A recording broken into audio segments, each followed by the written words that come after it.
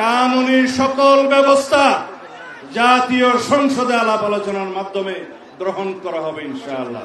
আমি আগেই বলেছি, যারা রাসূলুল্লাহ সাল্লাল্লাহু আলাইহি ওয়াসাল্লামের পক্ষে নয় তারা মুসলমান হতে পারে না। সবাইকে ঐক্যবদ্ধ থাকতে হবে, জাতীয় সংসদে সবাইকে ঐক্যবদ্ধ থাকতে হবে। আমাদের নেতা শহীদ রাষ্ট্রপতি জিয়াউর রহমান বাংলাদেশের সংবিধানে প্রথমবারের মতো বিসমিল্লাহির রহমানির রহিম সংযোজন করেছিলেন। গাজাতে নির্মম হত্যাযজ্ঞ চলছে, সারা পৃথিবীর বিভিন্ন জায়গায় আমাদের রোহিঙ্গা ভাইদেরকে হত্যাযজ্ঞে শিকার হতে হচ্ছে শুধু আমাদের দুর্বলতার কারণে। खत्म नबूवत का मसला आता है तो फिर तमाम मकातबे इख्तिलाफात को बालाए ताक रखकर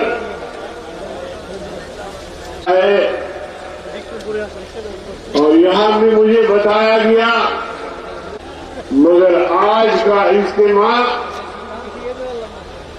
उन सब कुफर मिल्लत वाहिदा है, तो हमें भी मिल्लत वाहिदा का मजहर होना चाहिए। मेरे भाई और दोस्तों, बंद कर दिया, तो इसलिए मेरे अजीज दोस्तों, हमारी इत्तेहाद और एक बात करके मैं खत्म करता हूं, चिट्ठी भी मुझे मिला है। गजा में दुनिया कुफ्र में मिल्लत वाहिदा का मुजाहिरा करके उसके बावजूद भी वो गजा के मुसलमान जा रहे हैं। मैं आपकी तवज्जुह से मुतालबा करता हूं की तहफ़्फ़ुज़ को यकीनी बना जाए, हाजिरी भी कबूल फरमाए और अल्लाह ताला इस इज्तिमा को हमारी बख्शिश का जरिया बनाए। वस्सलामु अलैकुम वरहमतुल्लाह। अस्सलामु अलैकुम वरहमतुल्लाह वबरकातुहू। अल्लामा इकबाल ने फरमाया था, मिल्लत के गद्दार नहीं। हुजूर सल्लल्लाहु अलैहि वसल्लम नबिया बादी, आप भी के फरमा गए हादी ला नबिया बादी। और एक समय খুব কম, মেহমানদেরকে আমার সময়টা দিয়ে দিন।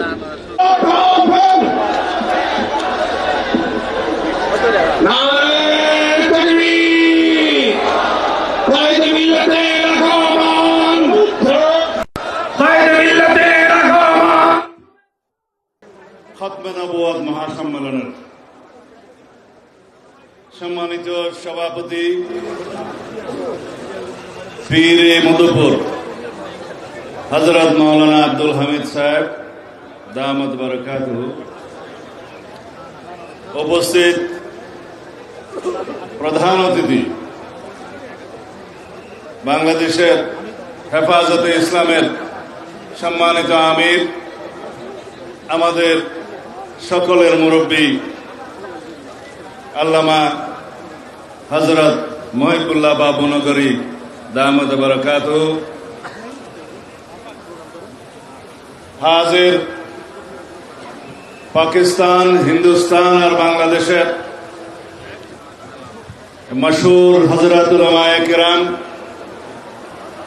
ওয়াইজিন, আজকের এই আজিমুশান এই মজলিসের মাহফিলের উপস্থিত সব বেরাদারানে ইসলাম,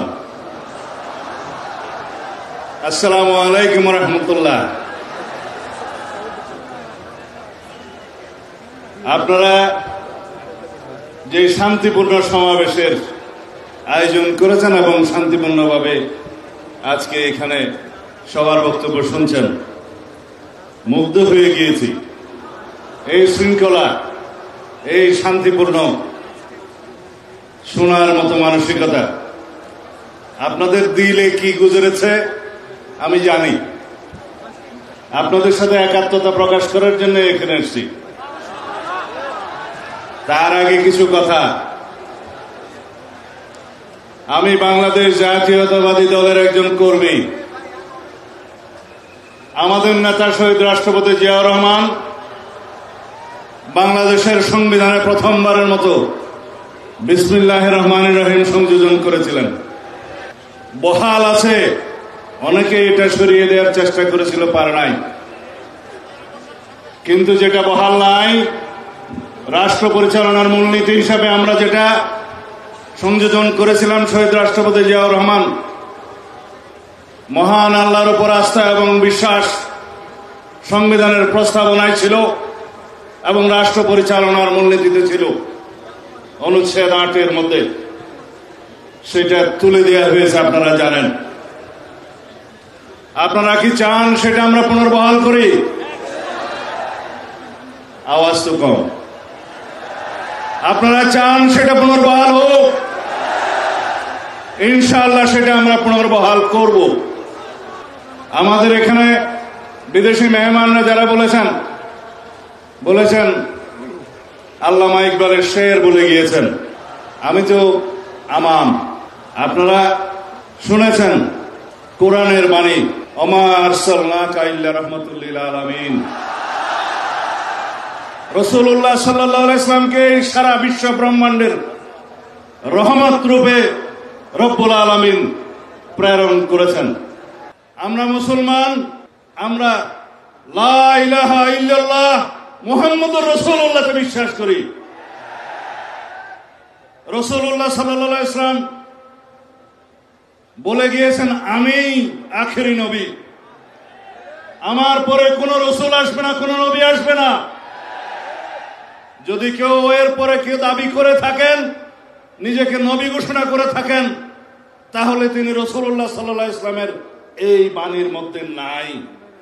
আল্লামা ইকবাল বলছেন, কি মোহাম্মদ সিফা হাম তেরা হে। আল্লাহ রাব্বুল আলামিন বলছে, আমি তোমার। ये दुनिया चीज है क्या, लोह कलम तेरा है। আল্লাহ রাব্বুল আলামিনের জবান দিয়ে এই শের বলছে। তা আমরা রাসূলুল্লাহ সাল্লাল্লাহু আলাইহি ওয়াসাল্লামের আখেরি নবী হিসাবে বিশ্বাস করে কলেমা পড়ে আমরা মুসলমান হয়েছি। বাংলাদেশের মানুষ হিসাবে আমরা এই দেশের নাগরিক হিসাবে বাংলাদেশি পরিচয়ে বিশ্বাস করি। কিন্তু সারা পৃথিবীতে সমস্ত মুসলমান কौम मिल्लत इस्लामिया मजहब से मजहब जो नहीं तुम भी नहीं, जज्बाए बाहम नहीं, महफिले अंजुमान में नहीं। এই হচ্ছে আমাদের শেষ বক্তব্য আল্লামা ইকবালের ভাষায়। বলছে, যদি মিল্লাত ইসলামী আমরা একটা থাকি, সারা পৃথিবীতে আমাদের শক্তি। আমরা এই কওম হিসাবে, মুসলমান হিসাবে পৃথিবীতে বিভক্তির কারণে আজকে প্যালেস্টাইন আমাদেরকে হত্যা করছে, গাজাতে নির্মম হত্যাযজ্ঞ চলছে, সারা পৃথিবীর বিভিন্ন জায়গায় আমাদের রোহিঙ্গা ভাইদেরকে হত্যাযজ্ঞে শিকার হতে হচ্ছে শুধু আমাদের দুর্বলতার কারণে। যাই হোক, আপনারা যেটা শুনতে চাচ্ছেন সেটা বলি। ইনশাআল্লাহ যদি বাংলাদেশের রাষ্ট্র ক্ষমতায় সরকার পরিচালনার দায়িত্ব আল্লাহ রাব্বুল আলামিন আমাদেরকে দেয়, এদেশের জনগণ যদি আমাদেরকে মহব্বত করে দায়িত্ব দেয়, যদি আপনারা সবাই সহযোগিতা করেন, মঞ্চে উপবিষ্ট যারা রাজনৈতিক নেতৃবৃন্দ, পীরে কামেল, হযরত উলামায়ে কেরাম, আমাদের দেশের বুজুর্গানে দিন যারা আমাদেরকে পরিচালিত করেন, সবাই যদি আপনারা সহযোগিতা করেন, একসাথে থাকেন, তাহলে আপনাদের এখানে আজকে যে সমস্ত দাবি দেওয়া আছে, আমরা সকল দাবি দেওয়া এই প্রস্তাবের পক্ষে ইনশাআল্লাহ। কানুনি ব্যবস্থা, আমাকে শেষ করতে দিবেন তো, কানুনি সকল ব্যবস্থা জাতীয় সংসদে আলাপ আলোচনার মাধ্যমে গ্রহণ করা হবে ইনশাআল্লাহ। এই জন্য সমগ্র জাতিকে ঐক্যবদ্ধ থাকতে হবে। যাই হোক, আপনারা যে ভাষায় আমাকে কথা বলতে বলছেন সেটা আইনের ভাষা না। আইনের ভাষা হচ্ছে এগুলো কার্যকর করার জন্য, এই প্রস্তাব গ্রহণ করার জন্য সবাইকে ঐক্যবদ্ধ থাকতে হবে। জাতীয় সংসদে সবাইকে ঐক্যবদ্ধ থাকতে হবে এবং সারা বাংলাদেশের মুসলমানদেরকে ঐক্যবদ্ধ থাকতে হবে। আমরা ইনশাআল্লাহ আপনাদের এই প্রস্তাব গ্রহণ করব। আমরা কানুনি ব্যবস্থার কথা বলতে চাই। আমি আগেই বলেছি, যারা রাসূলুল্লাহ সাল্লাল্লাহু আলাইহি ওয়াসাল্লামের পক্ষে নয় তারা মুসলমান হতে পারে না। খুদা হাফেজ। বাংলাদেশ জিন্দাবাদ।